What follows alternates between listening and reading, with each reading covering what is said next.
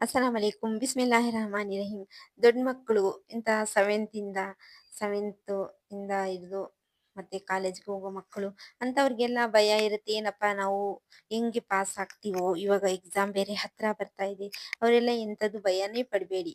ಯಾವತ್ತೇ ಆಗಲಿ ನಮ್ಗೆ ಭಯ ಅನ್ನೋದು ಬಿಡ್ಬೇಕು. ಅಲ್ಲಾಹ್ ಮೇಲೆ ಭಯ ಇರ್ಬೇಕು. ಬೇರೆ ಯಾರ ಮೇಲೇನು ಭಯ ಇರಬಾರ್ದು. ಏನು ಮಾಡೋದಿಲ್ಲ ಯಾರೇ ಆಗ್ಲಿ. ನಾವು ಅಲ್ಲಾಹನ ಒಂದು ಫ್ರೆಂಡ್ ಮಾಡ್ಕೊಳ್ಬೇಕು. ಆವಾಗ ನಮ್ಗೆ ಭಯನೇ ಇರೋದಿಲ್ಲ. ನಾವು ಹೇಗೆ ಫ್ರೆಂಡ್ ಮಾಡ್ಕೊಳ್ಳೋದು ಅಂದ್ರೆ ಅಲ್ಲಾಹನ ನಾವು 5 ಟೈಮ್ ನಮಾಜ್ ಮಾಡ್ಬೇಕು. ಮತ್ತೆ ಇದು ಸೂರೆ ರೆಹಮಾನ್ ಅನ್ನೋದನ್ನು ಓದ್ಬೇಕು. 2 ಸತಿ ಓದ್ಬೇಕು. ಸೂರೆ ರೆಹಮಾನ್ ಖುರಾನಲ್ಲಿದೆಯಲ್ಲ ಸೂರೆ ರೆಹಮಾನ್ ಅದನ್ನ ಓದ್ಬೇಕು. ಓದ್ಬಿಟ್ಟು ದರೂದ್ ಇಬ್ರಾಹಿಂ ಅದನ್ನು ಒಂದು 50 ಸತಿ ಓದ್ಬೇಕು. 50 ಸತಿ ಬೆಳಗ್ಗೆ ಎದ್ಬಿಟ್ಟು ಒಂದು 50 ಸತಿ ಫಜ್ರ್ ನಮಾಜ್ ಮಾಡ್ಬಿಟ್ಟು 50 ಸತಿ ದರೂದ್ ಇಬ್ರಾಹಿಂ ಓದ್ಕೊಳ್ಳಿ.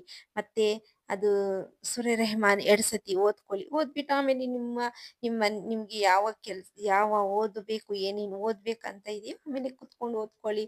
ಏನಿಲ್ಲ ನಿಮ್ಗೆ ಅದು ಚೆನ್ನಾಗಿ ಜ್ಞಾಪಕ ಬರುತ್ತೆ. ನಮಾಜ್ ಮಾಡುವಾಗ್ಲೂ ನಮ್ಗೆ ನಮಾಜ್‌ನಲ್ಲಿ ಜ್ಞಾಪಕ ಇರ್ಬೇಕು. ದರೂದ್ ಇಬ್ರಾಹಿಂ ಓದ್ಬೇಕಂದ್ರೆ ಅದ್ರ ಮೇಲೆ ಜ್ಞಾಪಕ ಇರ್ಬೇಕು ನಮ್ಗೆ. ಅದ್ರ ಮೇಲೆ ಧ್ಯಾನ ಇರ್ಬೇಕು. ನಾವು ಸುಮ್ನೆ ಓದೋದಂದ್ರೆ ಹೀಗೆ ಒಂದು ಓದ್ಕೊಂಡು ಹೋಗ್ಬಿಡ್ತೀವಿ ಅಂತ ಇರಬಾರ್ದು. ಅದ್ರ ಮೇಲೆ ಧ್ಯಾನ ಇದ್ದು ಓದ್ಕೊಂಡು ಅವತ್ತು ಹೋಗಿ ಎಕ್ಸಾಮ್ ಬರೀರಿ. ಇನ್ಶಾ ಅಲ್ಲಾ ಒಳ್ಳೇದು ಚೆನ್ನಾಗಿ ರಿಸಲ್ಟ್ ಬರುತ್ತೆ ನಿಮ್ಗೆ.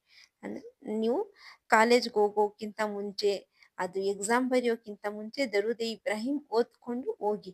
ಇನ್ಶಾ ಅಲ್ಲಾ ಆವತ್ತು ನೋಡಿ ನಿಮ್ಗೆ ಅದು ಹೇಗೆ ಬರಿತೀವಿ ಏನಪ್ಪಾ ನಾವು ಓದ್ಕೊಂಡು ಹೋದ್ವಿ, ಅದೇನ್ ನಮ್ಗೆ ಬರಿಯಕ್ಕೆ ಆಗಿಲ್ಲ ಅಂತ ಅನ್ಕೊಳ್ಬಾರ್ದು. ಓದ್ಬೇಕು.